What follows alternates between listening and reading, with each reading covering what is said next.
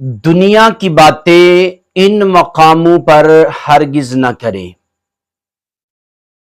حدیث پاک میں آتا ہے جس کا مفہوم ہے کہ جو ان مقامات پر دنیا کی باتیں کرے گا قیامت کے دن اس کو سور یا کتے یا بندر کی صورت میں اٹھایا جائے گا اور وہ شخص دنیا سے بے ایمان جائے گا۔